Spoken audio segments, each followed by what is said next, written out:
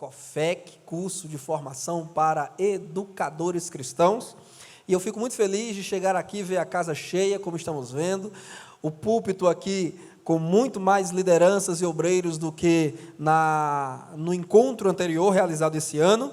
Isso apenas demonstra, pastor Daniel Carlos, que Deus está cada dia mais confirmando esse trabalho, que a coordenação geral, pastor Daniel Carlos, evangelista Magdiel e toda a equipe que com esses homens de Deus tem trabalhado, Deus tem confirmado esta obra. Fico muito feliz pela presença aqui de professores, professoras, secretários, superintendentes, obreiros, jovens, pregadores, ensinadores da palavra de Deus, estudantes de teologia, os irmãos que fazem aí são alunos dos cursos básicos, ETAD, CETADEB, IBADEP e outros, e irmãos que não estão aí trabalhando nativa na escola dominical, mas que sentem uma vocação para a área do ensino e que vieram receber de Deus um pouco de instrução, de qualificação, para estarem prontos, assim que forem chamados e efetivados, já estarem em condições de exercer a sua função no ensino da palavra de Deus. Obrigado ao pastor Daniel Carlos pela confiança que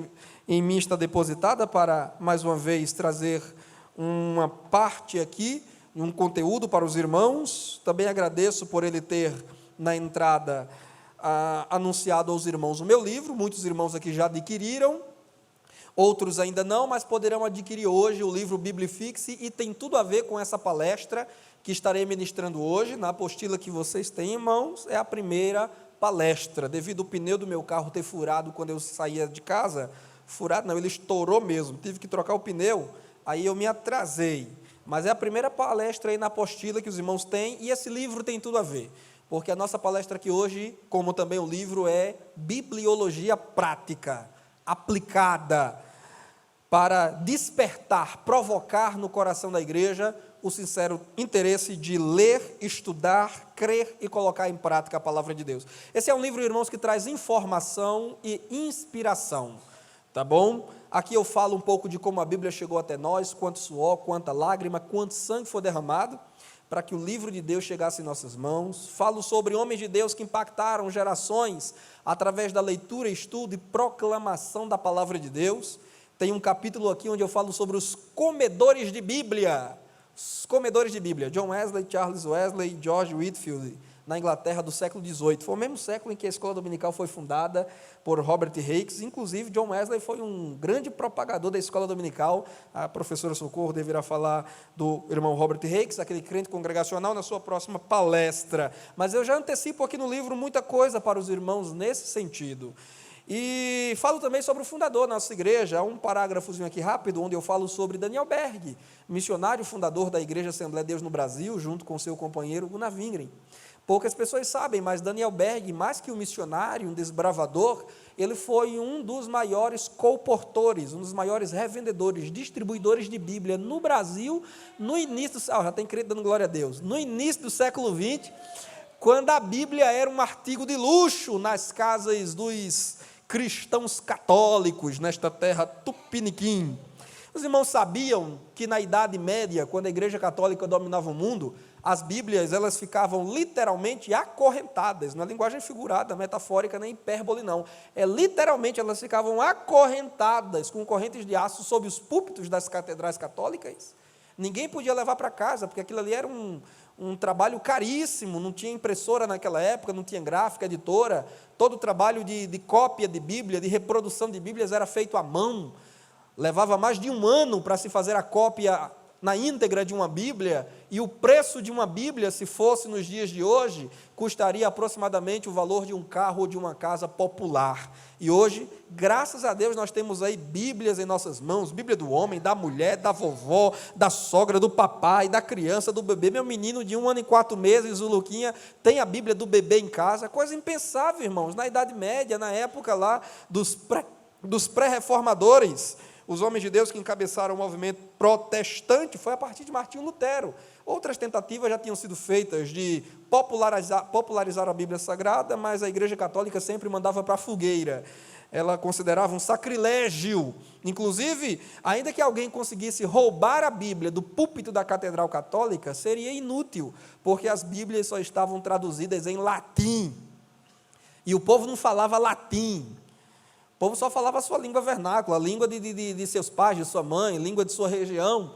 Então, se levasse aquilo para casa, ia ficar um objeto perdido dentro de casa. Então, irmãos, muito trabalho, os homens de Deus e mulheres de Deus que nos antecederam tiveram para colocar a Bíblia prontinha, bonitinha em nossa mão. Por isso, irmã Eleusa, Deus vai cobrar muito dessa geração. Vai. Porque Jesus disse, a quem muito é dado, muito será. E a quem muito se lhe confiou, muito mais se lhe pedir. Deixe-me fazer uma pergunta constrangedora, mas eu estou aqui no meio de ensinadores, ensinadoras, líderes, obreiros. Eu quero começar a minha palestra essa tarde provocando um pouco vocês. Deixe-me perguntar, e você não pode mentir, porque primeiro você está no templo do Senhor, e segundo, você não quer se aliançar com o pai da mentira, que é o diabo. Então você vai falar a verdade. Quantos de vocês aqui já leram a Bíblia toda, de Gênesis a Apocalipse, sem saltar capítulos, pelo menos uma vez? Levante a mão que eu quero ver. Eu não vou nem olhar aqui para trás de mim, eu vou nem perguntar a liderança aqui atrás de mim, vou ficar só com vocês. Nem metade do público que aqui está presente leu a Bíblia toda pelo menos uma vez sequer. Agora deixa eu perguntar, para mostrar como nós estamos sendo deficientes na nossa vida devocional, na nossa cultura de Bíblia, na cultura de letramento da palavra de Deus. Os professores aí de português agora vão ao êxtase, cultura de letramento. Deixa-me perguntar, quantos de vocês aqui têm mais de 3 anos de crente, 3 anos da fé? Levante a mão. Ainda que você tenha se desviado lá pelo caminho e depois voltado, levante a mão quem tem de 3 anos a mais de crente. Levante a mão, por favor.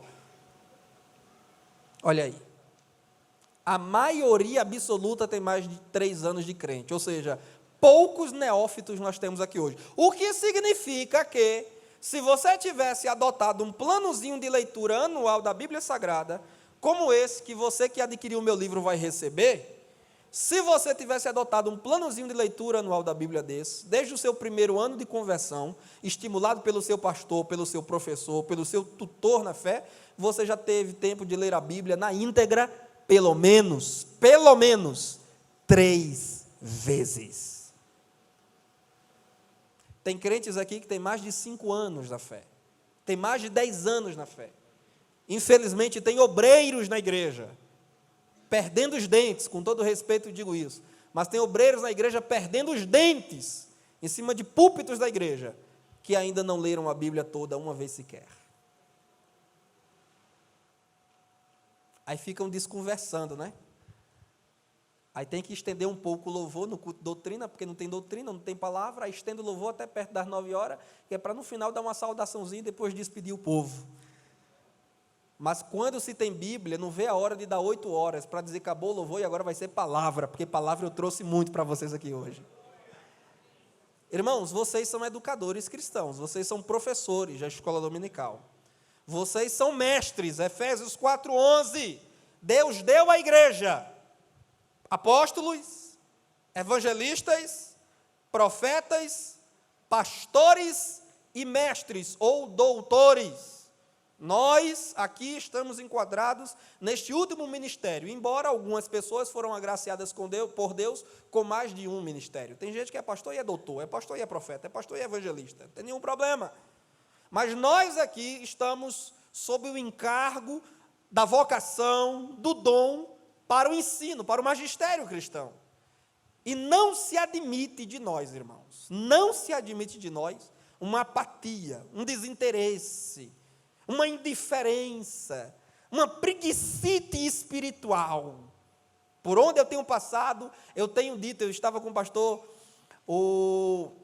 pastor de Picuí, pastor Ziel, estive lá com o pastor Ziel não faz muitos dias não, e eu dizia lá e digo aqui, nós temos que acabar, irmãos, com o que eu chamo na igreja de teologia do preguiçoso. Qual é a teologia do preguiçoso?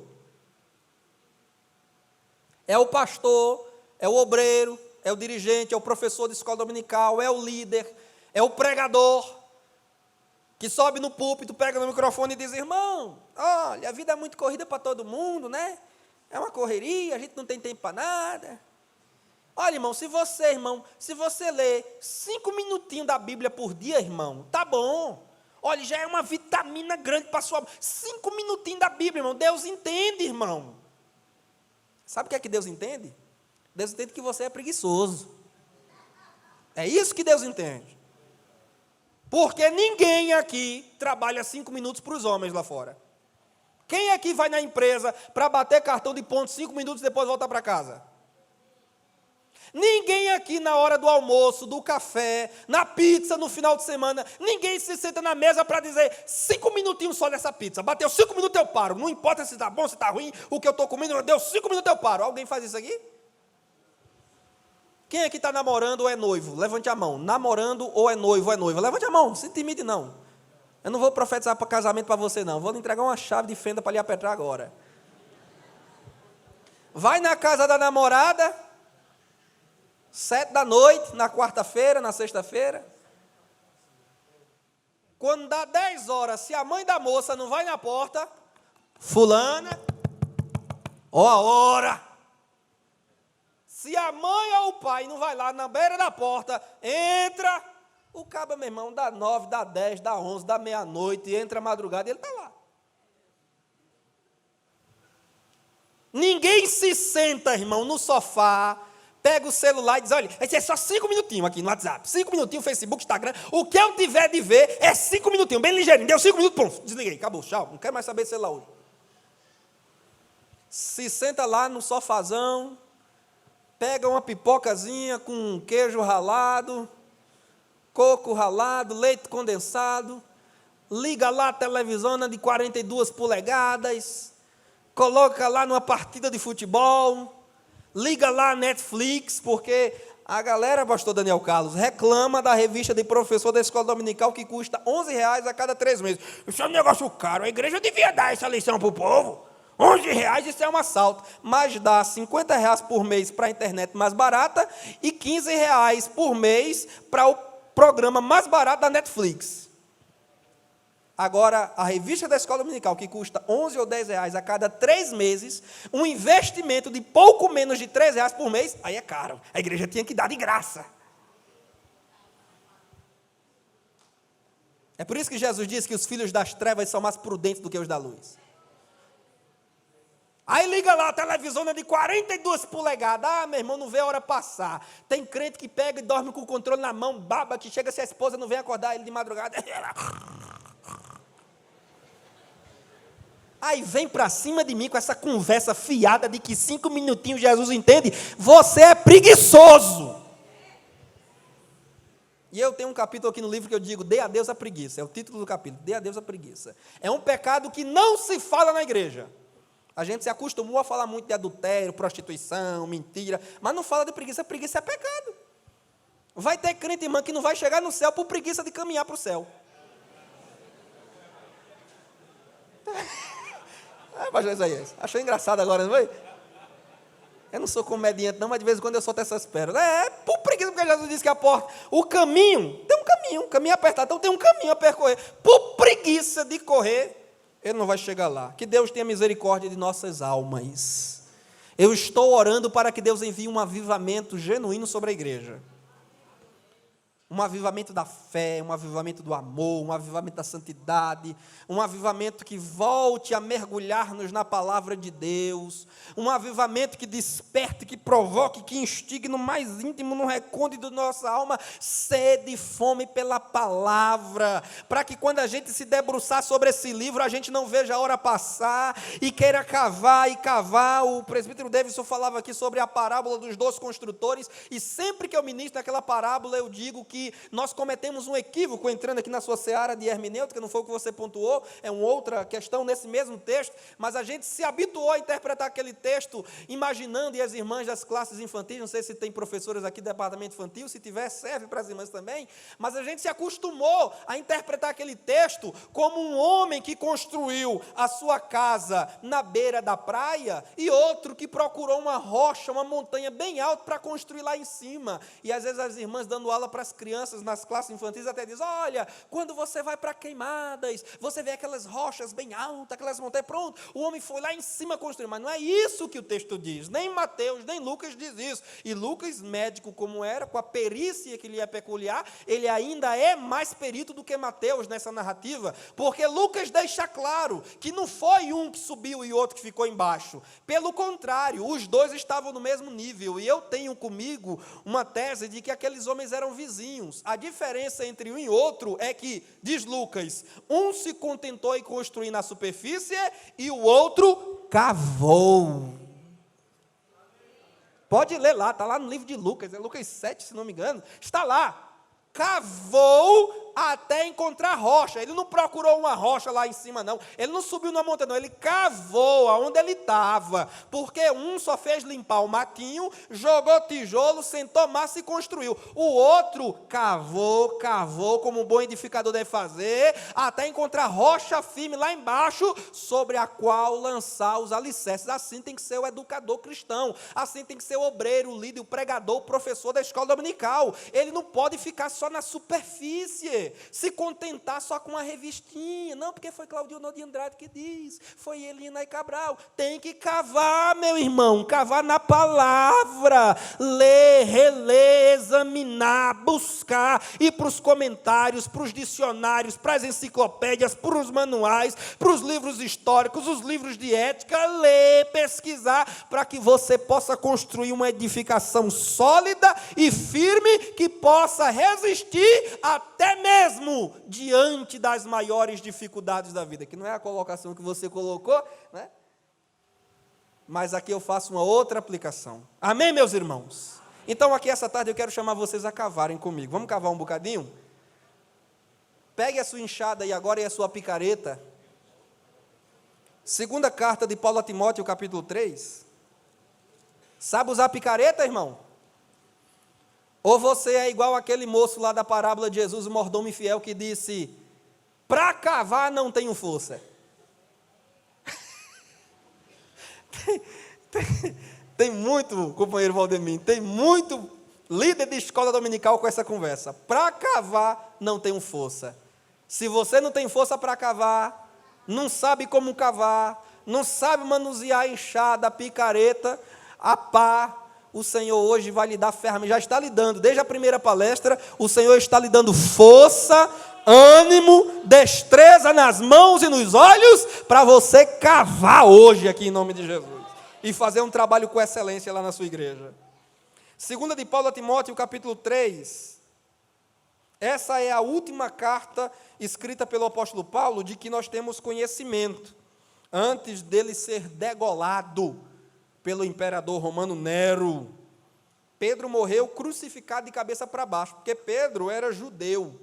Paulo era romano, era judeu também de sangue, mas ele era romano por direito de cidadania, então como romano de direito, ele acabou que tendo direito de morrer a morte, o golpe de misericórdia, vamos dizer assim, né? Porque a morte pela degola era a morte reservada para os cidadãos romanos que se insurgiam contra o Império de Roma. O bichinho do Pedro, coitado, pescador, não tinha dinheiro para comprar cidadania romana, era judeu, morreu a pior das mortes, que era a morte por crucificação, demorada, dolorosa e vergonhosa. Paulo morreu o martírio, mas morreu a morte rápida e indolor e sem ser exposto publicamente. Essa foi a última carta que Paulo escreveu, já consciente, inclusive, de que o julgamento romano não lhe seria favorável. Capítulo 3, versículos 14 a 17. Propositalmente eu trago a versão NVI, a nova versão internacional, é a minha versão preferida, apenas para dizer o que eu sempre digo para os irmãos, que é bom que todo professor de escola dominical, todo obreiro, ensinador, pregador da palavra de Deus, não se aliene a uma única tradução bíblica, né? Porque tem gente que diz, não, meu irmão, meu negócio é com a Almeida corrigida, aquela versão tradicional, não gosto dessas outras, não venha para mim com inovação, porque o negócio é Almeida corrigida. Irmão, Almeida corrigida é coisa de 1900 para cá, embora a tradução de Almeida propriamente dita seja remeta a 1600, mas a Almeida corrigida é de início do século XX para cá. E antes disso a Bíblia já existia em outras versões, em outras traduções, né? Aliás, Paulo, Pedro, João, Tiago, Esdras, Moisés, quando escreveram, não escreveram nem na versão Almeida Corrigida, nem NVI, nem TLH, King James, e nenhuma dessas outras não. Eles escreveram os textos autógrafos originais, que eram a versão deles, a versão que o Espírito Santo imprimiu neles. Então, nós não temos que ter esse preconceito, não gosto disso, não, o professor de escola dominical, o ensinador, o obreiro, ele tem que ter o maior número de versões bíblicas possível para comparar os textos, porque muitas vezes a leitura de um texto em uma outra versão diferente já explica o texto que você está lendo. Às vezes você está lendo um texto, vê uma palavra difícil, uma expressão não muito corriqueira, que não é do nosso português usual, e você fica sem entender. Nesses dias uma irmã entrou em contato comigo sobre uma palavra que o pastor Claudionor de Andrade tinha usado na conclusão de 2 lições atrás. Ela disse: irmão Tiago, eu não sei o que essa palavra significa. Aí eu expliquei para ela. Isso às vezes nós nos deparamos com essas dificuldades na própria Bíblia. Mas quando nós temos versões diferentes, Almeida Corrigida, Almeida Atualizada, que já é reconhecida entre os acadêmicos como uma tradução melhor e mais fiel do que a própria Almeida Corrigida, uma NVI, uma King James, que também é uma versão clássica, consagrada, lá da época de Almeida, inclusive, encomendada pelo rei James, na Inglaterra. Quando você se cerca dessas Bíblias, Bíblia de Jerusalém, entre outras, tradução ecumênica, até mesmo Bíblia católica, para você fazer um trabalho de apologética, para você, quando quiser evangelizar um católico, fazer um estudo sobre seitas e heresias, você tem essas traduções em casa, até a tradução lá do Novo Mundo, das Testemunhas de Jeová. Você não vai usar isso para pregar no culto domingo à noite na Assembleia de Deus, mas você ter isso em casa para preparar um estudo, uma aula, conferir uma coisa ou outra, é interessante. Então eu recomendo os irmãos que adquiram, porque tem gente que vai numa livraria e diz: eu quero uma Bíblia de Estudo Pentecostal. Não, já tem Pentecostal, agora eu quero Plenitude. Não, agora eu quero Scofield. Não, agora eu quero aplicação pessoal. Mas você tem que se ligar na versão. Não adianta só mudar a Bíblia de estudo e permanecer a mesma versão Almeida Corrigida. Você tem que procurar uma outra tradução também que possa te ajudar no estudo da palavra de Deus. Acharam o texto, irmãos? Então vamos ler. Palavras de Deus através do apóstolo Paulo, que dizia assim: quanto a você, porém, permaneça nas coisas que aprendeu e das quais tem convicção, pois você sabe de quem o aprendeu. Porque desde criança você conhece as sagradas letras, hierogramata no grego, que são capazes de torná-lo sábio para a salvação mediante a fé em Cristo Jesus. Toda a Escritura é inspirada por Deus e útil para o ensino, para a repreensão, para a correção e para a instrução na justiça, para que o homem de Deus seja apto e plenamente preparado para toda boa obra. Quantos dizem amém? Pegue a sua apostila comigo, por favor. Eu não trouxe material em slides para apresentar aos irmãos. Nós vamos então aqui olhar para o texto escrito. O tema de minha palestra, irei com os irmãos, como disse o pastor Daniel Carlos, até às 18 horas. O tema é Bibliologia, conhecendo e manuseando bem a Bíblia Sagrada. Eu sei, irmãos, que muito do que eu vou falar aqui hoje vai parecer o beabá para muitos dos mestres e mestras que estão aqui conosco hoje, porque aqui hoje tem pessoas formadas a nível superior em teologia, tem irmãos que já fizeram um curso básico, médio, avançado de teologia, tem irmãos que são autodidatas, que examinam essas coisas, tem um curso prático, né, em casa, no seu escritório. Então, algumas coisas aqui serão o beabá para muita gente, para outras, não. Entretanto, ainda que eu repita coisas das quais vocês já têm conhecimento e domínio, eu estou muito tranquilo quanto a isso, como Paulo estava tranquilo ao escrever a sua carta aos irmãos de Filipos e dizer para eles assim: não me é constrangedor, não me é pesaroso escrever-lhes as mesmas coisas, porque isto é alegria para mim e segurança para vós. Então, ainda que eu utilize aqui alguns argumentos já de todos conhecidos, ainda que eu traga algumas informações que os irmãos já dominam muito bem, isso será alegria para mim e será segurança para vocês, no sentido em que nós estaremos reafirmando a nossa fé, aquilo que cremos e como cremos. A minha palestra está dividida em 2 tópicos: conhecer e manusear. Conhecer a Bíblia e manusear a Bíblia. Qual a importância do estudo desta matéria para nós, líderes, ensinadores, obreiros, que trabalhamos com o ensino da palavra de Deus, quer na escola dominical, nos grupos familiares, na evangelização ou em outros expedientes? É que a Bíblia é a nossa ferramenta básica de ensino. A Bíblia é o livro mais elementar para doutrina na fé cristã. Conhecer a Bíblia, portanto, é de vital importância para que todo e qualquer trabalho, empreendimento na igreja tenha sucesso. Jesus, segundo a narrativa de Marcos, disse: ide por todo o mundo e pregai o evangelho, querigma, pregar, anunciar com fervor, com ousadia. Na narrativa de Mateus, Jesus disse: ide e fazei discípulos de todas as nações, ensinando-os a guardar tudo que vos tenho ensinado e ordenado. Então, pregar e ensinar são mandatos dos mais elementares que Cristo confiou à igreja. E não poderemos pregar ou ensinar se não tivermos bom conhecimento do nosso livro-texto, se não tivermos bom manuseio da palavra de Deus. Eu vou dizer isso um pouco mais à frente, mas já adianto uma frase que muito me agrada, do pastor Walter Brunelli, pastor assembleiano, pentecostal, teólogo da Assembleia de Deus Bereana, em São Paulo. O pastor Walter Brunelli dizia que a palavra de Deus na boca do pregador ou do ensinador é como bisturi na mão de um médico. Qualquer erro pode ser fatal. Então nós não temos o direito de persistir no erro. Nós não temos o direito de continuar errando quando somos defrontados com a verdade das Escrituras Sagradas. Precisamos ter muito cuidado com o manuseio da Bíblia, porque, afinal de contas, nós não estamos trabalhando apenas com consciência, com cognição. Nós não estamos trabalhando nos domingos apenas com conhecimento técnico. Nós estamos trabalhando com almas, com a eternidade delas. Estamos trabalhando com salvação, com vida eterna.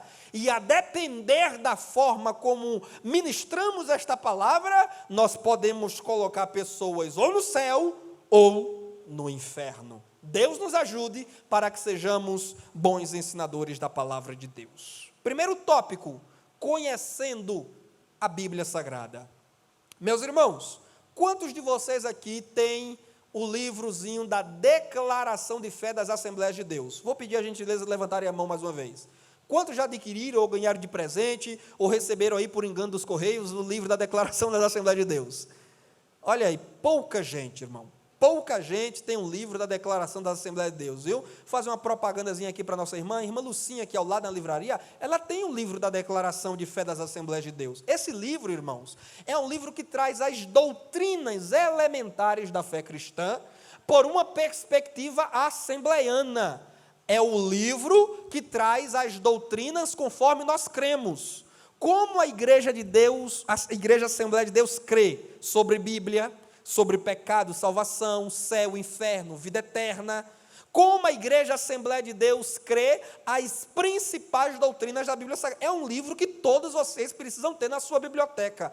E ler, e manusear, e conhecer. Até para que quando surgir uma contenda em sala de aula, que isso não é incomum acontecer, o professor traz um conteúdo, traz uma informação e diz: nós cremos assim, e de repente um aluno se levanta e diz: não, nós não cremos assim, não é assim que eu creio, é de outro jeito, né? Não, eu sou pós-tribulacionista, eu creio que a igreja vai ser arrebatada depois da tribulação. Não, eu sou calvinista, eu creio que Deus já predestinou apenas algumas pessoas para salvar e o resto Ele vai deixar queimar nos quintos do inferno.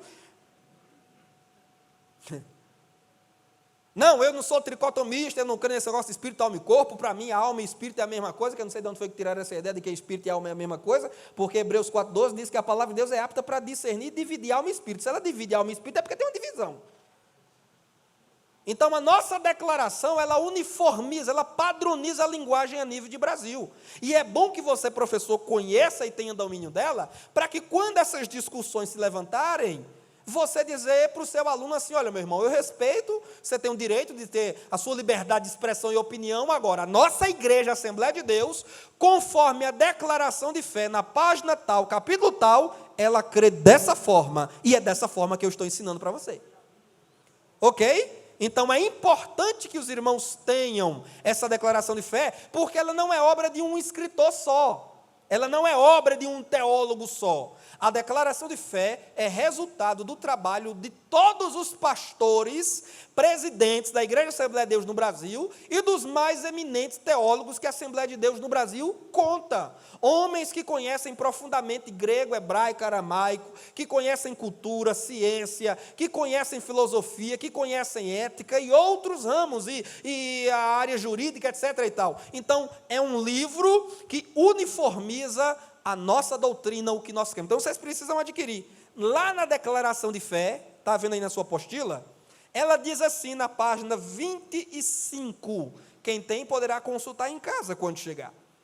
A nossa declaração de fé diz, cremos, professamos e ensinamos que a Bíblia Sagrada é a palavra de Deus. Ela não contém apenas, como dizem os liberais. Não, ela contém, ela não é, ela contém algumas porções, mas nem tudo nela é palavra de Deus. Não, a Assembleia de Deus crê que a Bíblia é a palavra de Deus.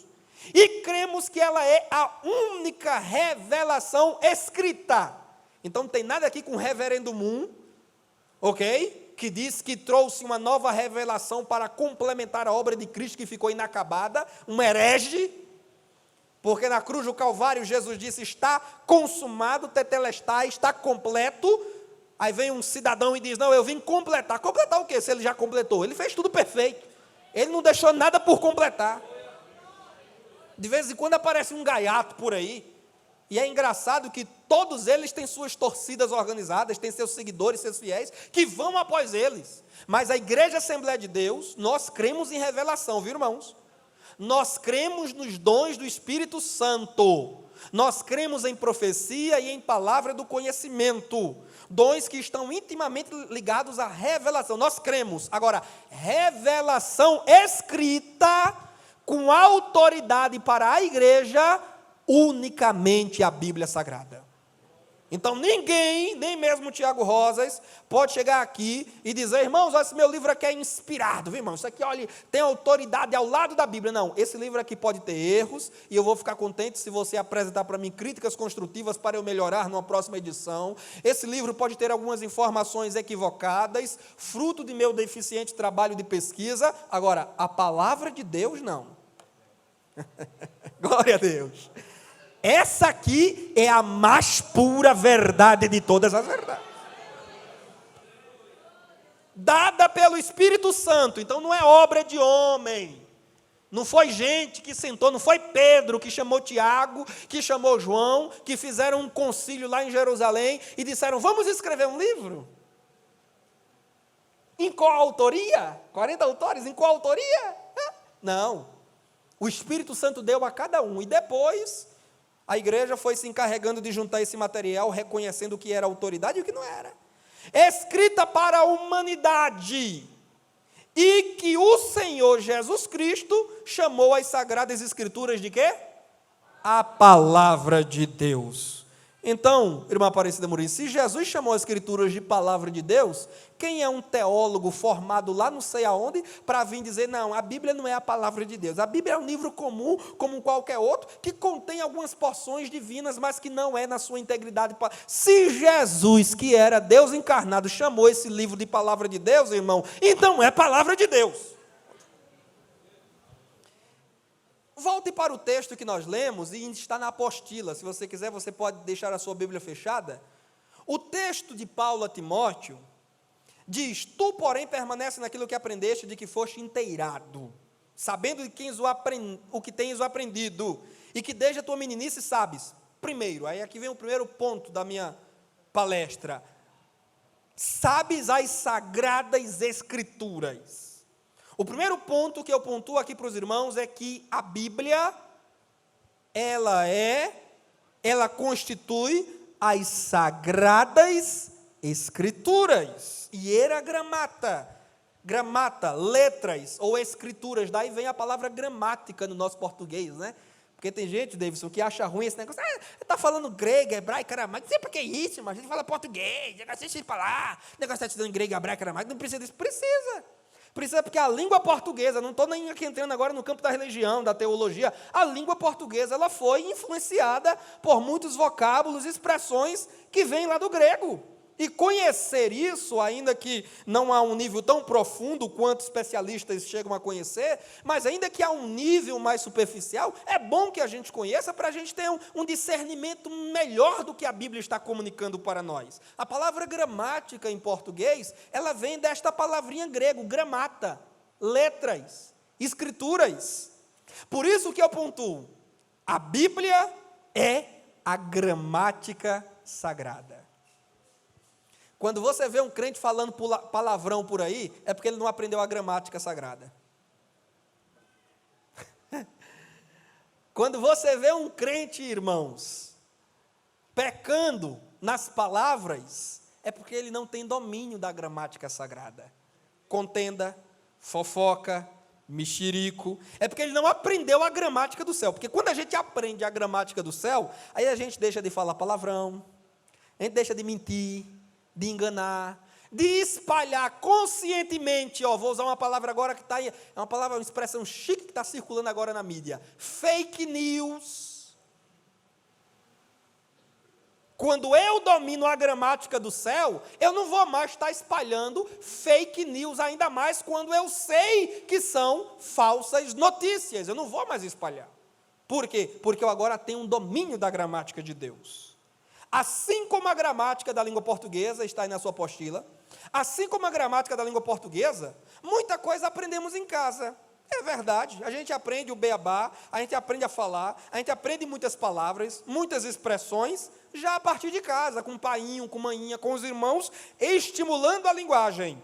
Mas muita coisa também só aprendemos quando nos matriculamos na escola, com professores devidamente habilitados, qualificados, que nos ensinam a falar corretamente, escrever corretamente e pensar corretamente.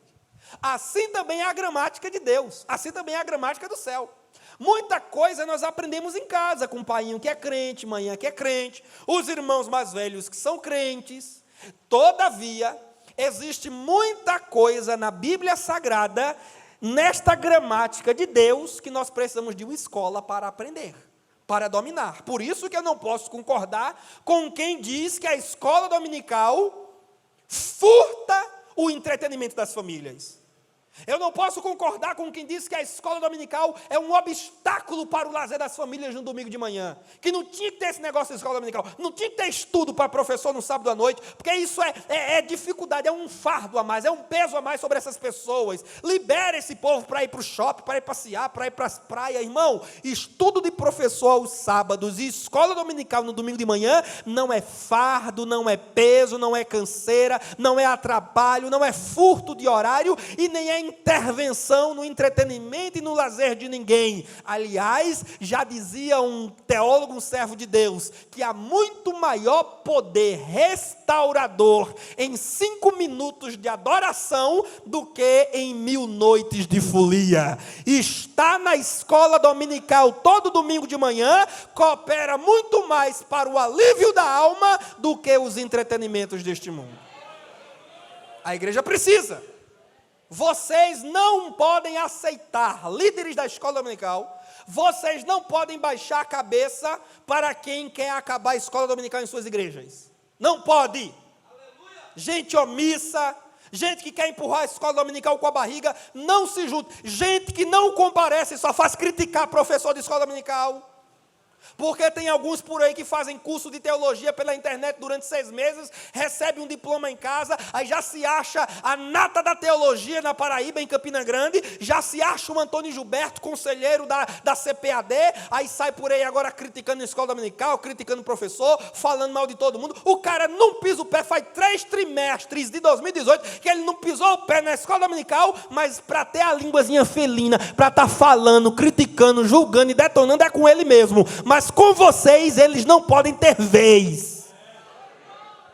Vocês devem fazer coro com o apóstolo Paulo e dizer, não, tem que ter gramática na igreja, tem que ter escola para ensinar os meninos, adolescentes, jovens, os pais e mães de família, os discipulandos, tem que ter escola para ensinar a língua do céu para este povo. Pode falar em línguas estranhas aqui, pastor, ou não? Muito das Sagradas Escrituras, ou seja, dessa gramata do Espírito, aprendemos em casa, com nossos pais. Mas necessitamos de uma escola onde possamos aprofundar nossa aprendizagem, aprender sistematicamente, de forma sistemática, organizada.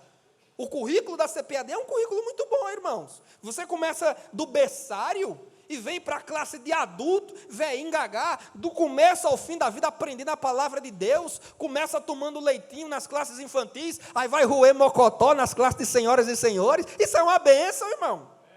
Isso é uma bênção, uma maravilha de Deus. Isso é aprender sistematicamente a dominar as regras de interpretação das Escrituras, sim, porque a escola dominical contribui para o ensino de hermenêutica, de interpretação. Irmão, quantos erros, quantos equívocos que a gente aprendeu, que a gente perpetuou, que a gente ensinou. Ah, porque meu pai ensinou assim, meu avô ensinou assim, não sei quem ensinou assim, pastor fulano, então apóstolo fulano ensinou assim, então é assim, não. Mas na escola dominical a gente reparou, a gente ajeitou, a gente consertou, à luz da palavra de Deus, não é? Ó, quanto tempo a gente pregou nas nossas igrejas que na tribulação o Espírito Santo vai sair da terra? E ainda tem gente pregando isso hoje nas igrejas.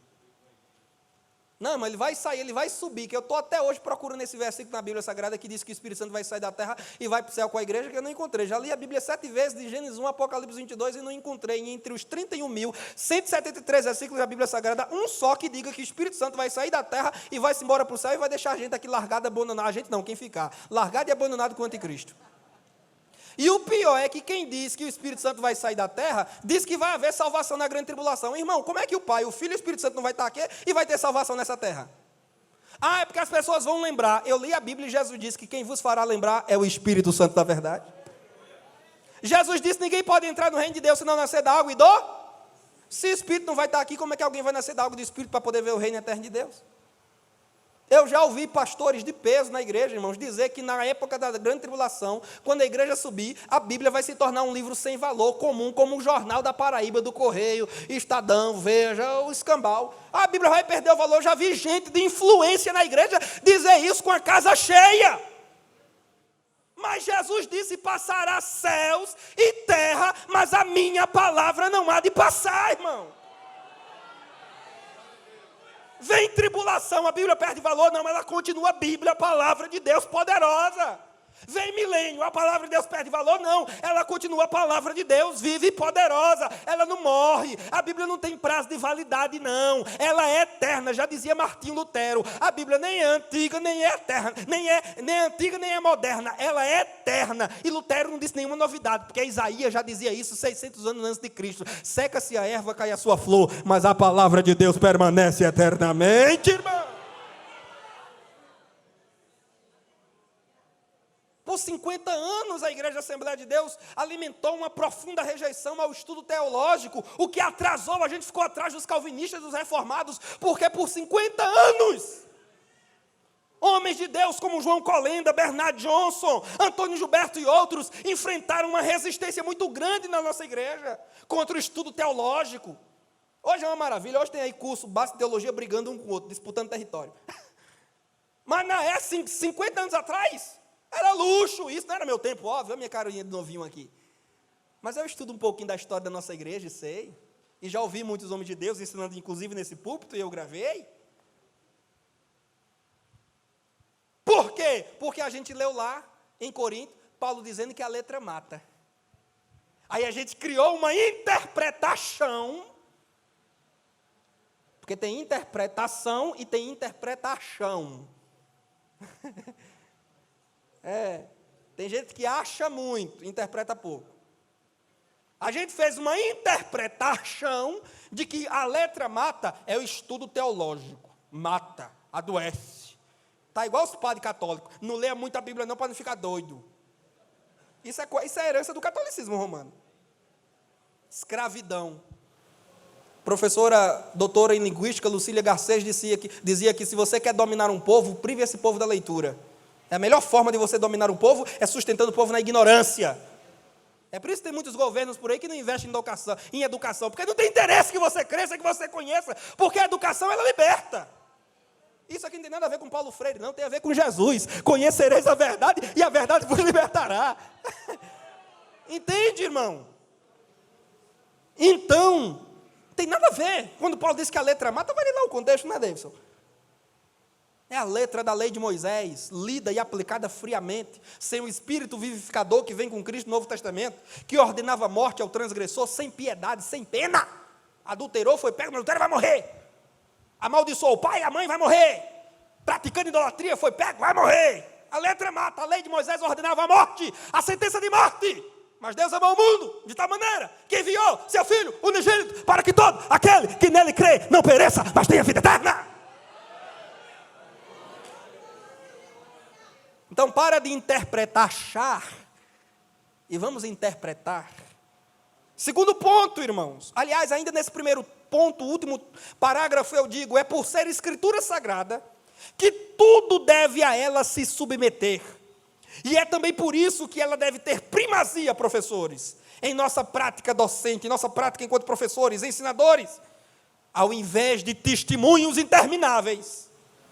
O feijão que queimou, o irmão que foi atropelado. Eu podia aqui ficar 5 minutos chorando porque o pneu do meu carro estourou. Mas como disse o pastor Daniel, se me deixar eu vou até 9, então até 6 é pouco para mim, vou direto para o negócio aqui. Mas tem gente, irmão, que fica moendo a aula todinha, irmão, porque não sei o quê, porque Bolsonaro, porque Ciro Gomes, porque... Irmão, vai falar da Bíblia para o povo, irmão. Vai falar da Bíblia para o povo, irmão. Abre o texto, lê o texto, explica o texto. Fica falando de alma assombrada que te visitou de madrugada, repreende aquilo em nome de Jesus, deixa para lá, mano. Contando testemunho. Olha, não é que não se possa contar testemunho na escola dominical, pode, não tem nenhum problema não. Aliás, os testemunhos, quando são bem contados, precisos, objetivos e adequados ao contexto da lição, podem servir ao propósito, tanto de edificar a fé do irmão, do aluno, do outro, do companheiro de sala de aula, quanto também para ilustrar a palavra viva que está operando e fazendo ainda hoje. Agora, a gente tem que ter objetividade, clareza e pertinência, não pode também ficar, um conta história, outro conta história, outro conta, e daqui a pouco o superintendente vai lá e... gente, já deu 11 horas e a gente não saiu do primeiro tópico. Não saiu porque ficou muita história. Piadas. Tem professor que é muito engraçado, contador de piada. A Bíblia ele não conhece. A Bíblia ele não conhece. Mas é um contador de piada que é uma brincadeira. A aula inteira, os alunos... Esse professor... Meu Deus... Irmão, cuidado com o humor na sala de aula, na escola dominical. Cuidado. Cuidado, tudo tem seu momento. A gente também não pode abusar, não pode vestir a figura do comediante na sala de aula, não. Tudo tem o seu momento, viu? A palavra de Deus é coisa séria. Como eu disse, nós estamos lidando com almas e não podemos ficar brincando sempre, sabe, com linguagem dúbia. Às vezes, professor usando linguagem dúbia, que aponta para a obscenidade. Porque Malafaia contou essa piada, a igreja achou engraçada, então eu vou contar também. Deixe Malafaia com ele lá. Ele tem os costumes dele, tem a igreja dele, nós temos os nossos costumes, temos as nossas regras, temos o nosso comportamento. Então, cuidado, porque Cláudio, como é o nome daquele pregador lá bem engraçado da família? Cláudio Duarte contou essas piadas, a igreja riu, e ele faz o maior sucesso, então eu posso contar. Não vai não, que seu pastor vai lhe pegar. Você vai se quebrar na emenda. Debates infrutíferos, muitas vezes fugindo do tema proposto, nós precisamos dar primazia ao que a Bíblia ensina. E mais, todo ensino, doutrina e informação deve passar pelo crivo do santo livro da palavra de Deus. Por isso eu pontuo aqui, irmãos, nesse quadro. Em havendo dúvida sobre uma doutrina, um ensino, uma informação, devemos logo nos perguntar como? Estão acompanhando aí? Devemos nos perguntar como? O que a Bíblia diz sobre isso? Ah, pode separar e casar de novo? Ah, pode fazer sexo fora do casamento desde que haja amor? Porque é isso que Caio Fábio anda dizendo por aí, que jovens solteiros podem se relacionar entre si desde que haja amor e compromisso de fidelidade entre eles. E posa como um teólogo, uma referência para a igreja evangélica no Brasil. E os jovens estão consumindo esse tipo de material no YouTube, na internet.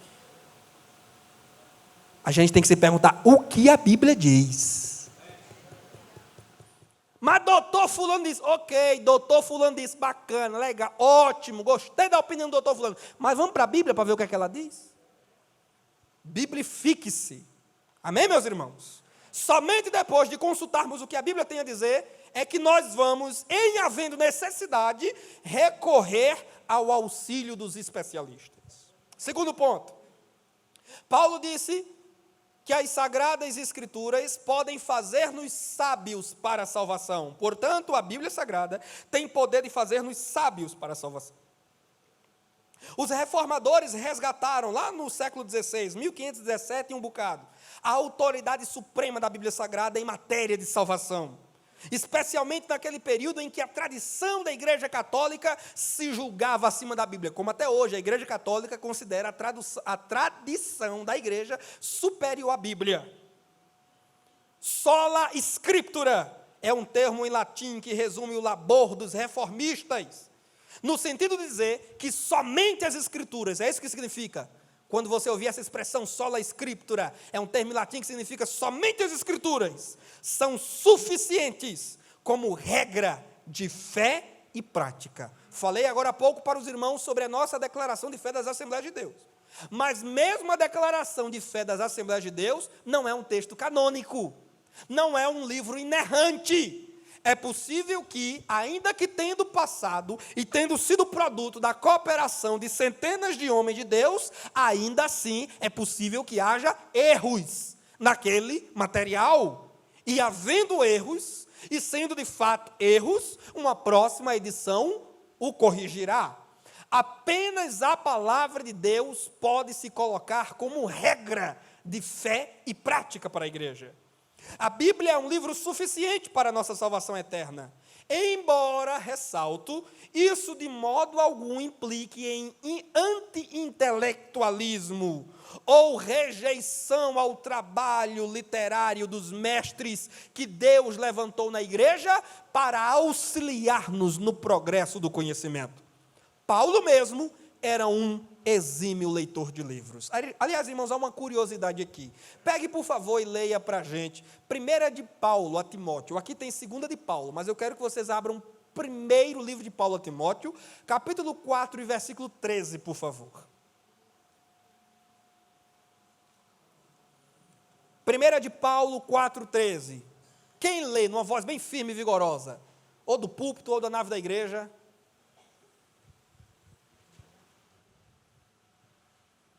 4 e 13, 1 Timóteo. Persista em ler, exortar e ensinar até eu vá. Repita só a primeira expressão. Persiste em ler. Primeira expressão de Paulo nesse texto para Timóteo. Aqui é um conselho de Paulo para Timóteo. Persiste em ler. Vamos dizer todos juntos no 3? 1, 2, 3. Mais uma vez. Olhando para o irmão do lado. É um conselho de Paulo para Timóteo e, por extensão, para mim e para você. Persiste em ler. Agora vamos para 2 de Paulo. O mesmo capítulo e o mesmo versículo. 2 de Paulo agora. O mesmo capítulo. Olha que coincidência. Capítulo 4, versículo 13. Esse eu vou ler com os irmãos.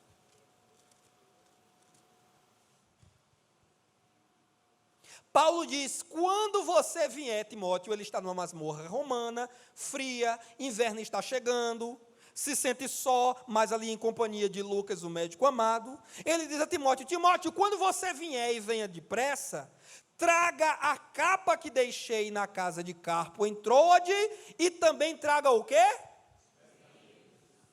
Traga os meus livros, especialmente os pergaminhos. Agora presta aqui numa coisa interessante. Na primeira carta de Paulo a Timóteo, capítulo 4, versículo 13, Paulo diz a Timóteo: persista em ler. Na segunda carta, capítulo 4, versículo 13, Paulo diz: agora é minha vez, eu é que quero ler. Irmãos, o que quer um homem com aproximadamente 65 anos, como a tradição cristã aponta que Paulo já estava a essa altura, com a sentença de morte já declarada, e ele tinha consciência disso? Tanto é que ele diz: combati o bom combate, completei a carreira, guardei a fé. O que quer um homem de idade relativamente avançada, numa masmorra fria e fétida, com a sentença de morte já no corredor da morte? O que é que esse homem ainda quer com livros? Olha aí por novinho aí, por novinho. As novinhas da igreja. Vocês que estão com 17, 18, 20, 25, 28 anos como eu, cheio de preguiça, de cansaço, de enfado, canseira nos olhos, desânimo. Paulo, perto da casa dos 70, numa prisão, a 7 metros debaixo do chão, fria. Mas ele disse a Timóteo: Timóteo, eu vou morrer, mas vou morrer com os livros debaixo do braço.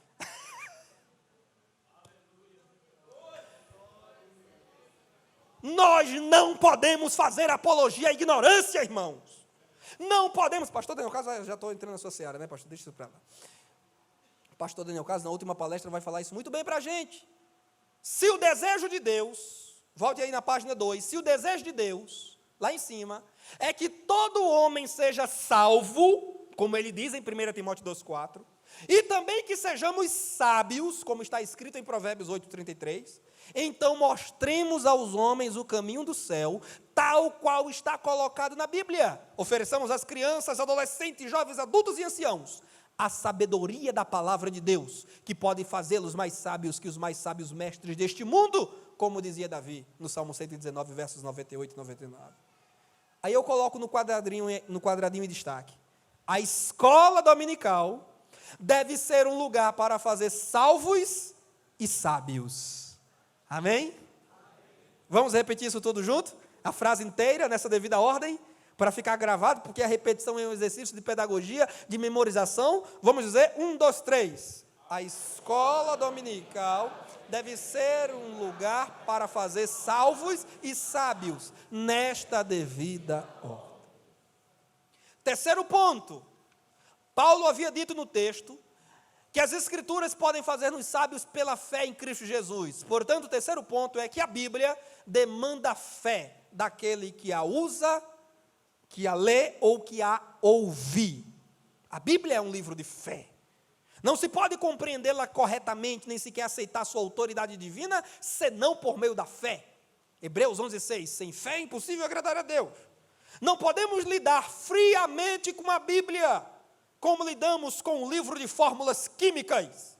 É por isso, irmãos, que a escola dominical, ela não pode se transformar num vigilhão, naquele culto mais movimentado, aquela coisa, mas também, por outro lado, nós não podemos negar ao Espírito Santo o direito que lhe é inerente de, como vento, soprar, de, como fogo, queimar. Porque pode ser que no meio de uma aula, em pleno domingo de manhã, o Espírito Santo queira batizar, curar, entregar uma palavra de profecia, meu amigo Diego. Sim, por que não? Por que não? Pentecostes foi no domingo. Atos 2, os crentes estavam todos sentados, reunidos no mesmo lugar. A contagem da Páscoa até Pentecostes dá-nos dizer que era um dia de domingo, assim como foi o dia da ressurreição. Eles estavam assentados, e foi num dia de domingo de manhã que o Espírito Santo veio sobre a igreja de modo efusivo, poderoso, aquele derramar maravilhoso do Espírito Santo. Assim também nossas escolas dominicais hoje. É óbvio, irmãos, que a gente tem que usar, porque a escola dominical é reflexão, é meditação, é ponderação, é exame. Mas nós não podemos lidar com a Bíblia em escola dominical como estamos lidando com livros de química, de matemática, fórmulas frias, fechadas, engessadas. Professor dando aula para os alunos lá, serão, lá, sabe? Parece um coronel incrédulo lá, o manda-chuva da cidade, lá. Tópico 1, tópico 2. Não, irmãos. Onde o Espírito de Deus está, aí há liberdade. Lá no IPEP, Jesus tem salvado no domingo de manhã, viu, irmãos? Gente se convertendo no domingo de manhã lá na escola dominical. Lá também, Jesus está fazendo? Vai fazer, em nome de Jesus. A Bíblia, segundo o parágrafo, a Bíblia é um livro de revelações. Enquanto os filósofos ateus continuam a se perguntar quem somos, de onde viemos, que fizemos, que fazemos aqui, para onde vamos, você procura qualquer filósofo incrédulo, são as 4 perguntas que eles fazem, repetem. Quem somos, de onde viemos, que fazemos aqui e para onde vamos. Desde a época de Sócrates, Aristóteles e Platão, eles buscam resposta para essas perguntas e não encontraram. Mas a Bíblia já respondeu todas essas perguntas. E até mesmo uma criança pequenina, alfabetizada nas classes menores da escola dominical, pode responder esses questionamentos com muita destreza. Pega uma criança de 7 anos, lá de juniores, e pergunta a ela, quem somos? Ela vai dizer, somos criaturas feitas à imagem e semelhança de Deus, salvas pelo sangue de Jesus Cristo. De onde viemos? Viemos do Éden, Adão, nosso pai, mas nascemos antes do Éden, nascemos no coração de Deus, que planejou e intentou fazer-nos. Que fazemos aqui? Nós estamos aqui passando só uma temporada para preservar essa terra que Deus criou e pregar o evangelho aos pecadores. E para onde vamos? Aí a criancinha vai saber responder, eu vou para o céu. Quarto ponto, a Escritura é divinamente inspirada. Grafete é o pneustos. Essa palavra grafê é de onde vem a palavra grafite, inclusive, na nossa língua portuguesa, o lápis grafite, de escrever mesmo. Então, escritura, grafê, divinamente inspirada, ou inspirada por Deus, teopneustos, Deus, pneustos de pneu mesmo. Pneu, não tem pneu de carro? Pneu. Por que chama de pneu, aliás? Porque remete a ar, a vento, a sopro. Teo, Deus, pneustos, ar, sopro, vento. Olha que coisa interessante, a gente aprende até cultura aqui também, né? Teopneustos, é o sopro do Teos, é o sopro de Deus no homem. A Bíblia é um livro cuja escritura ou grafia foi soprada por Deus no interior de seus autores originais. Esses autores foram aproximadamente 40 homens que viveram em épocas distintas, gozaram de diferentes formações culturais e tiveram diferentes experiências com Deus.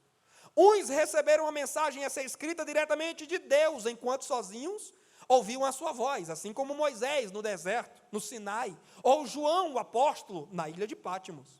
Outros, porém, receberam a inspiração para escrever o texto sagrado depois de longas e minuciosas pesquisas, a partir das quais selecionaram vasto material, mas somente colocaram finalmente no papel, originalmente papiro ou pergaminho, porque no tempo de Paulo, Pedro, João, Moisés, Elias, Isaías não existia esse papel que nós temos aqui hoje. Eles só colocaram finalmente no papel aquilo que o Senhor quis que fosse colocado, nada mais, nada menos. Por isso é inspirado. Não é que todos eles receberam lá, sabe? Espiritismo, né? A psicografia. Não foi que Moisés fechou os olhos assim, ó, colocou a mão na testa e...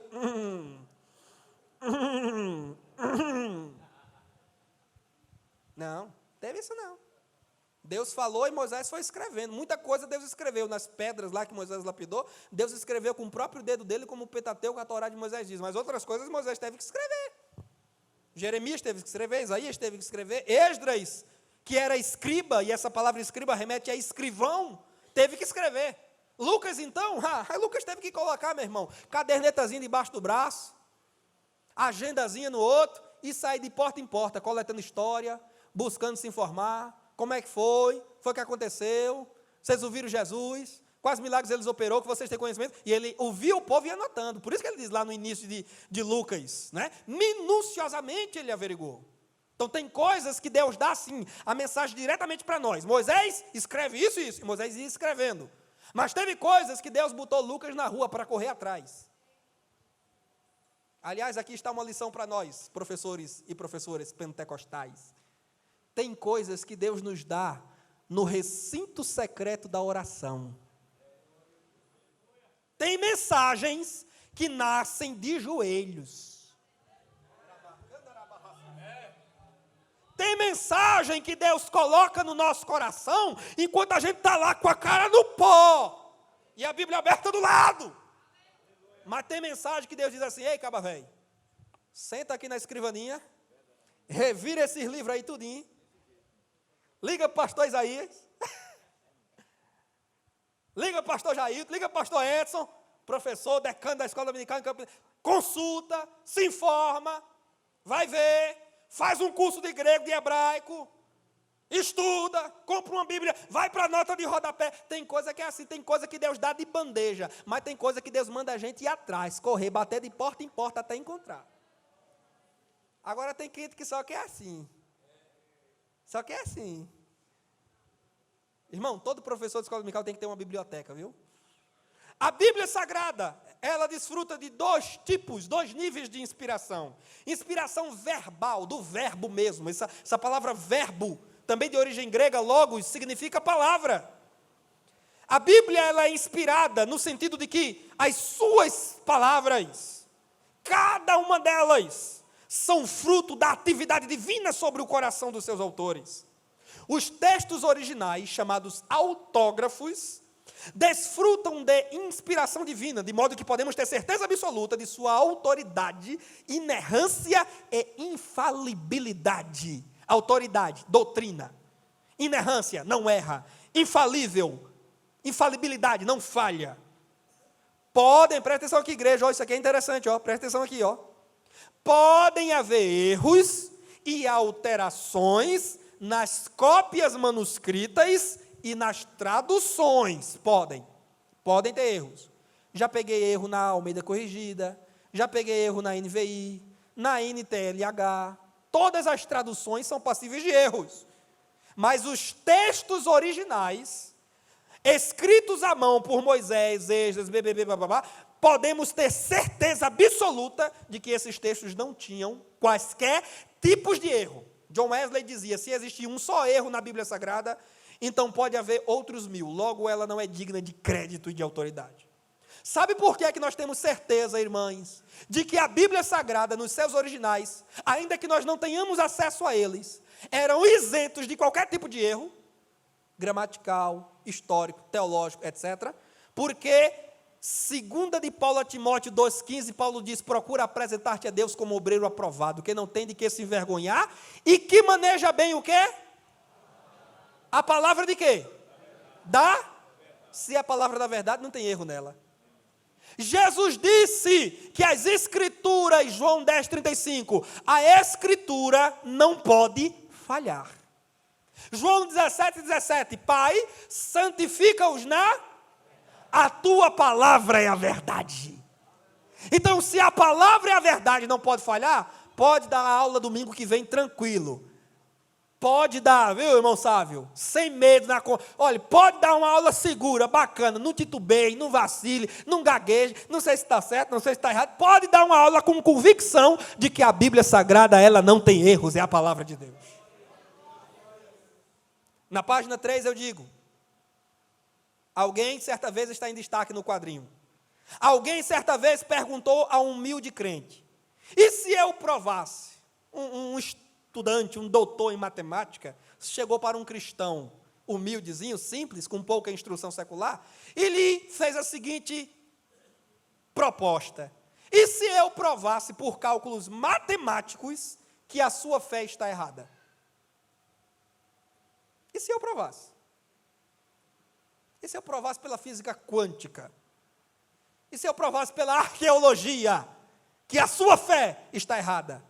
Ao irmãozinho de pouca inspiração, Jesus disse: na hora o Espírito Santo vos concederá o que havereis de falar, né?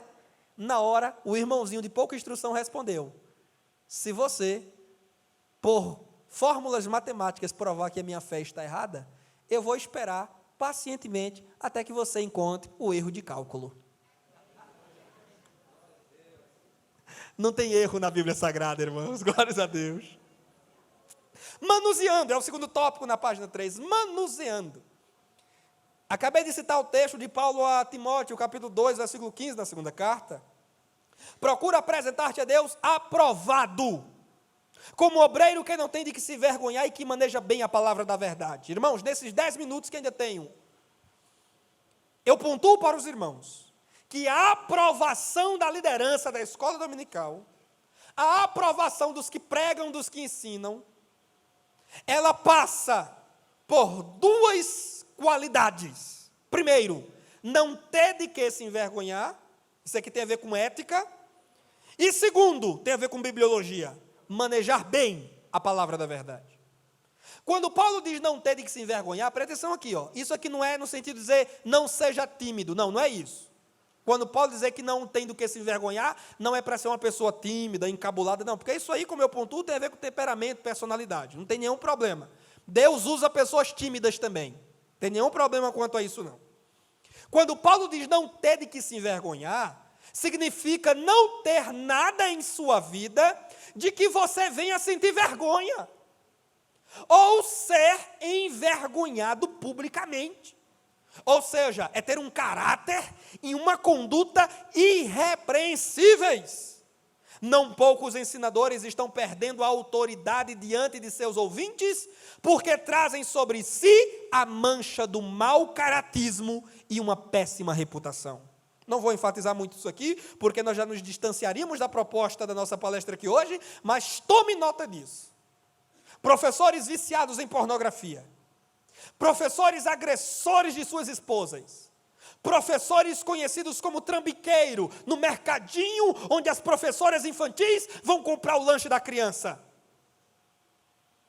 estão acumulando vergonha e, portanto, reprovação diante de Deus. Investigue seus hábitos, porque já dizia Billy Graham, que hoje descansa do Senhor. Billy Graham dizia que nós somos a única Bíblia que muitos descrentes irão ler em toda a sua vida. Nós somos a única Bíblia que muitos irão ler. Estão olhando para nós, estão nos examinando, estão nos medindo. Aliás, deixe-me perguntar para você, que tipo de Bíblia é você? Que tipo de mensagem você carrega? Paulo dizia, nós somos a carta aberta, escrita, lida pelos homens. Que tipo de carta é você? Segundo ponto, manejar bem a palavra da verdade. A expressão manejar bem é uma só no texto grego, ortotomonta, do verbo ortotomel, que significa cortar reto. Por isso que eu resgato o que eu dizia no início, o ensinador da palavra de Deus deve cuidadosamente expor a Bíblia Sagrada, como um médico cuidadosamente usa o seu bisturi, ou como açougueiro, aí aqui é pior, como açougueiro usa habilidosamente a sua faca, porque se o açougueiro não tiver habilidade, ele decepa os dedos, ele decepa a própria mão.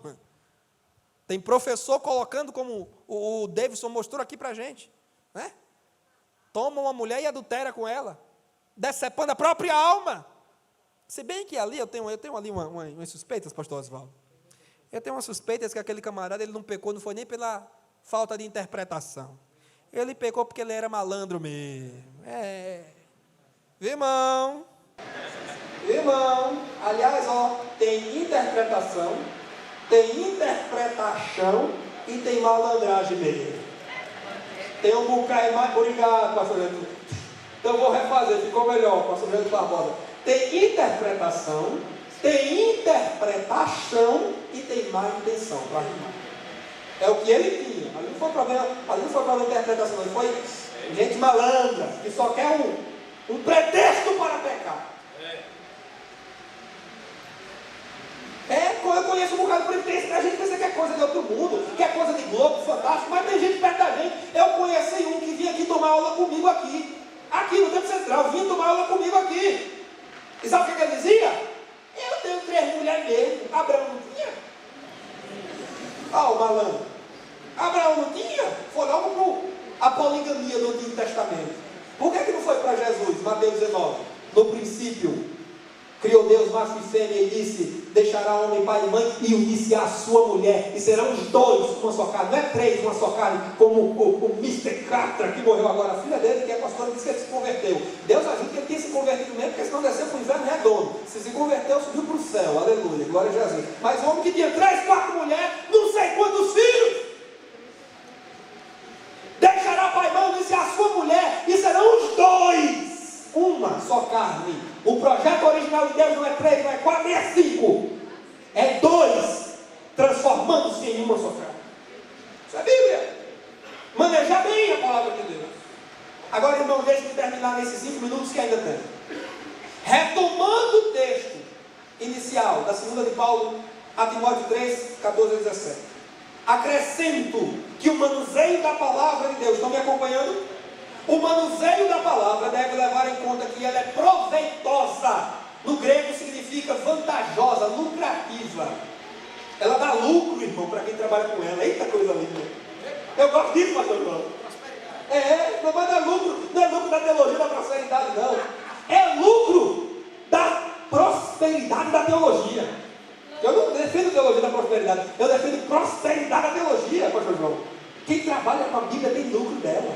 Salvação de almas, crentes doutrinados, disciplinados, igreja saudável, pastor João. Eu lhe peço, continua lá, abençoando, ajudando a escola dominical lá no setor, os pastores setoriais aqui, com muito respeito, eles dirigem essa palavra. Continue incentivando lá, pastor velho, porque dá lucro. Pensa que negócio bom. Uma igreja formada, não é, pastor? Na escola dominical, não dá trabalho a pastor, dá? Dá. Crente de escola dominical, dá trabalho a pastor? Os pastores aqui, você me corrija se eu estiver errado, dá trabalho? Não dá, por quê? Porque dá lucro. Aleluia! Os dividendos estão se acumulando para a eternidade. Estou já terminando. Eu estou vendo aqui que você já está. Ensinar. Primeiro, ela é proveitosa para ensinar. Didascalia no grego. Daí vem a palavra didática. Ensinar didaticamente a doutrina. Sistematicamente, organizadamente. Nossos alunos de escola dominical e igreja devem aprender a Bíblia conosco.